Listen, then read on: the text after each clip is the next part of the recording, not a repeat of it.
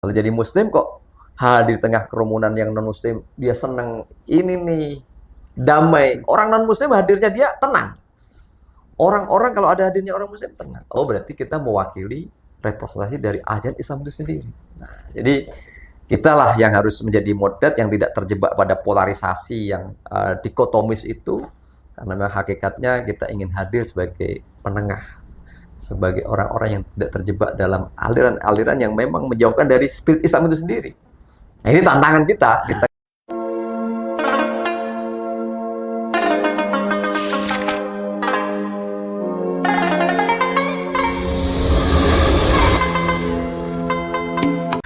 Assalamualaikum warahmatullahi wabarakatuh. Waalaikumsalam warahmatullahi wabarakatuh. Bismillahirrahmanirrahim wa ala rasulillah Muhammad ibn Abdillah wa ala alihi wa sahbihi wa mawala. La hawla wa la quwata illa billah. Pemirsa podcast Bincang Ulama TV MUI Kota Depok yang dirahmati Allah Subhanahu wa taala. Hari ini kita bertemu kembali yang pada kesempatan hari ini telah hadir di tengah-tengah kita Bapak Kiai Haji Ahmad Solihan, yang mana beliau ini adalah merupakan Ketua PCNU Kota Depok dan pengurus harian di MUI Kota Depok. Oleh karenanya, Assalamualaikum. Waalaikumsalam. Oleh karenanya, mari sama-sama kita dengarkan narasumber kita pada hari ini yang telah mengambil tema menjadi muslim yang menyejukkan di tengah polarisasi. Nah, Kiai, kira-kira muslim yang bagaimana yang dapat menyejukkan lingkungan ini, ya, menyejukkan keadaan sekarang ini? Silahkan, Kiai. Ya, terima kasih Pak Kiai Ismail. Saya kira untuk menjadi muslim yang menyejukkan sangat simpel dan sederhana, tidak perlu ilmu yang rumus yang rumit-rumit. Sederhana saja mengikuti Islam ala Rasulullah Shallallahu Alaihi Wasallam. Jadi Islam yang mengajarkan kedamaian, yang mengajak umat untuk rahmatan lil alamin, yang selalu meneguhkan adab dan akhlak. Nah, ini udah menjadi sejuk otomatis. Memang sejuk ini tidak berarti mengalah ya, atau sepertinya kok Islam tidak punya gereng semangat untuk berjuang, bukan. Justru dengan kesejukan itulah Islam tumbuh dan berkembang. Islam lahir dari adab mulia Rasulullah Shallallahu Alaihi Wasallam. Dengan keagungan akhlaknya itulah Islam bisa tumbuh berkembang di mana-mana, dan akhirnya semestinya Islam itu memang identik dengan yang teduh.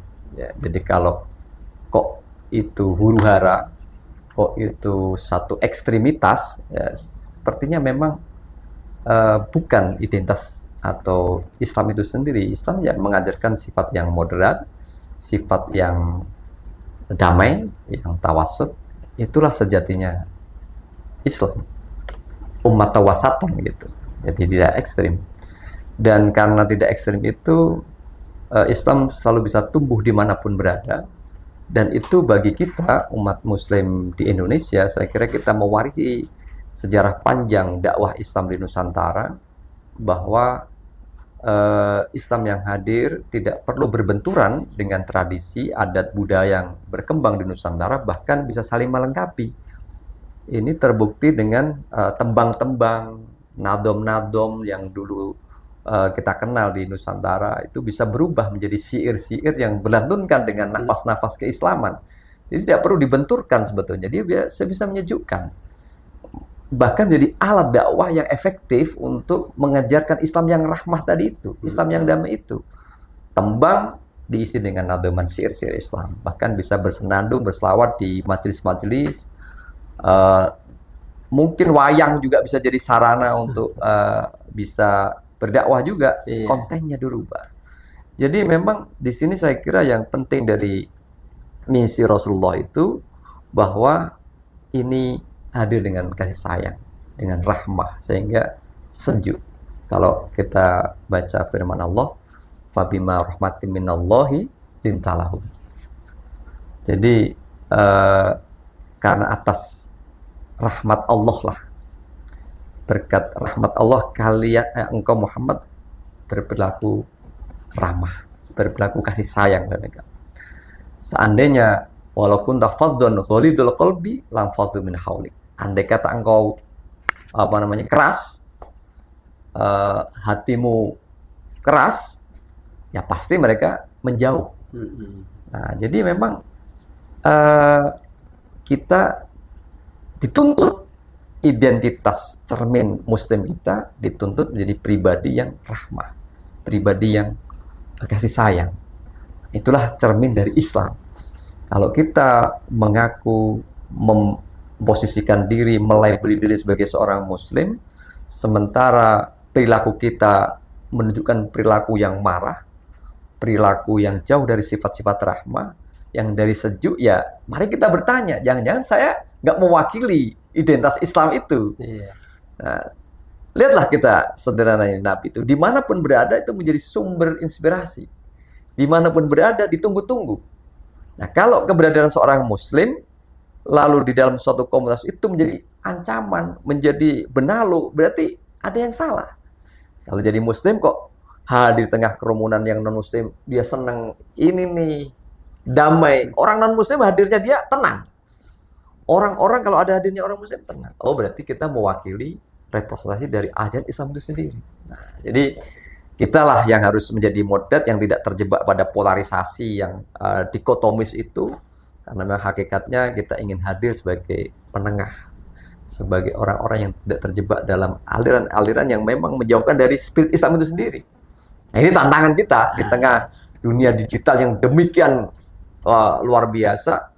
Hoax bisa datang silih berganti, orang bisa membawa berita salah pada dibawa dengan seolah-olah narasi kebenaran.